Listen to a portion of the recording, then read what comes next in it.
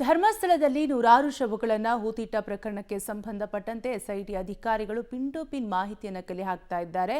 ಇನ್ನು ಚಿನ್ನಯ್ಯ ತಂದ ಬುರುಡೆ ಪ್ರಕರಣದ ಬಗ್ಗೆ ಎಸ್ಐಟಿ ತೀವ್ರವಾಗಿ ತನಿಖೆಯನ್ನು ನಡೆಸ್ತಾ ಇದ್ದು, ಇದೇ ಪ್ರಕರಣಕ್ಕೆ ಸಂಬಂಧಿಸಿದಂತೆ ಕೆಲವು ಯೂಟ್ಯೂಬರ್ಗಳನ್ನು ಎಸ್ಐಟಿ ವಿಚಾರಣೆ ನಡೆಸುತ್ತಿದ್ದು, ಅದರಲ್ಲಿ ಹಾಸನ ಜಿಲ್ಲೆ ಚನ್ನರಾಯಪಟ್ಟಣದ ಜೈ ಭೀಮ್ ನಗರದ ನಿವಾಸಿ ಅಭಿಷೇಕ್ ಎಂ ಕೂಡ ಒಬ್ಬನಾಗಿದ್ದಾನೆ.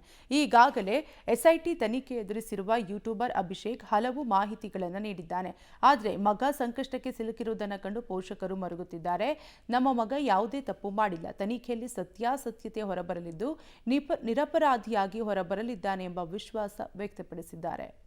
ಧರ್ಮಸ್ಥಳದಲ್ಲಿ ಹಲವು ಅನಾಥ ಶವಗಳನ್ನು ಊತಿದ್ದಾರೆ. ಅದರಲ್ಲಿ ಕೆಲವು ಅತ್ಯಾಚಾರ ಮಾಡಿರ್ತಕ್ಕಂತಹ ಶವಗಳನ್ನು ಊತಿದ್ದಾರೆ ಅಂತ ಏನೋ ಒಂದು ಪ್ರಕರಣ ಬಯಲಿಗೆ ಬಂದಿತ್ತು. ಈ ಪ್ರಕರಣದಲ್ಲಿ ಸಾಕಷ್ಟು ತನಿಖೆ ಎಸ್ಐಟಿ ನಡೆಸ್ತಾ ಇದೆ. ಇದರಲ್ಲಿ ಕೆಲವು ಯೂಟ್ಯೂಬರ್ಗಳನ್ನ ಈಗ ಎಸ್ಐಟಿ ತನಿಖೆ ಮಾಡ್ತಾರೆ. ಅದರಲ್ಲಿ ಹಾಸನ ಜಿಲ್ಲೆ ಚನ್ನರಾಯಪಟ್ಟಣ ಮೂಲದ ಅಭಿಷೇಕ್ ಕೂಡ ಒಬ್ಬರು. ಅಭಿಷೇಕ್ ಅವರು ಇಂಜಿನಿಯರಿಂಗನ್ನು ಮುಗಿಸಿ ಅನಂತರ ಎಡಿಟಿಂಗ್ನಲ್ಲಿ ಅವರು ತೊಡ್ಕೊಂಡಿದ್ರು. ಅಲ್ಲದೆ ಯೂಟ್ಯೂಬ್ ವಿಡಿಯೋಗಳನ್ನು ಸಹ ಮಾಡ್ತಾರೆ. ಇದೀಗ ಅವರು ಎಸ್ಐಟಿ ತನಿಖೆಯನ್ನು ಧರ್ಮಸ್ಥಳ ಪ್ರಕರಣದಲ್ಲಿ ಎದುರಿಸ್ತಾರೆ. ಅವರ ತಾಯಿ ಹೇಮಲತಾ ಅವರು ನಮ್ಮ ಜೊತೆ ಇದ್ದಾರೆ. ಅವ್ರನ್ನ ಮಾತಾಡ್ಸೋಣ.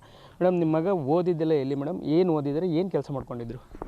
ಸರ್, ನಮ್ಮ ಮಗ ಬಂದು ನೌಕಿಸ್ ಇಂಜಿನಿಯರಿಂಗ್ ಕಾಲೇಜಲ್ಲಿ ಇಂಜಿನಿಯರಿಂಗ್ ಮಾಡಿದ್ದು, ಮೆಕ್ಯಾನಿಕಲ್ಲು. ಅದಾದ ಮೇಲೆ ಅವನು ಸ್ವಲ್ಪ ಮಧ್ಯ ಒಂದು ಸ್ವಲ್ಪ ಗ್ಯಾಪ್ ಬಂತು. ಆ ಗ್ಯಾಪಲ್ಲಿ ಅವನು ಸ್ವಲ್ಪ ಎಡಿಟಿಂಗು ಅದು ಇದು ಅಂತ ಕಲ್ತ್ಕೊಂಡು ಆದಮೇಲೆ ಅವನು ಕೇರ್ಪೇಟೆಗೆ ಚಂದನ್ಗೌಡರು ಅನ್ನೋರು ಒಂದು ಆಫರ್ ಕೊಟ್ಟರು, ಈ ಥರ ಎಡಿಟರ್ ಬೇಕಾಗಿದ್ದಾರೆ ಅಂತೇಳಿ. ಹಾಗಾಗಿ ಅಲ್ಲಿ ಹೋಗಿ ಸ್ವಲ್ಪ ಎಡಿಟಿಂಗ್ ಅದು ಇದು ಮಾಡ್ತಾಯಿದ್ದ. ಅಷ್ಟೇ ಸರ್. ಈಗ ಮೇಡಮ್, ನಿಮ್ಮ ಮಗ ಈ ಧರ್ಮಸ್ಥಳಕ್ಕೆ ಹೋಗೋಕ್ಕಿಂತ ಮುಂಚೆ ಈ ಚಂದನ್ಗೌಡ್ರ ಜೊತೆ ಏನು ಕೆಲಸ ಮಾಡ್ತಿರೋ ಮೇಡಮ್? ಎಡಿಟಿಂಗ್ ಆಗಿ ವರ್ಕ್ ಮಾಡ್ತಾಯಿದ್ದ. ಎಡಿಟಿಂಗ್ ಬಿಟ್ಟರೆ ಇನ್ನೇನೂ ಮಾಡ್ತಾ ಇರಲಿಲ್ಲ ಅವನು.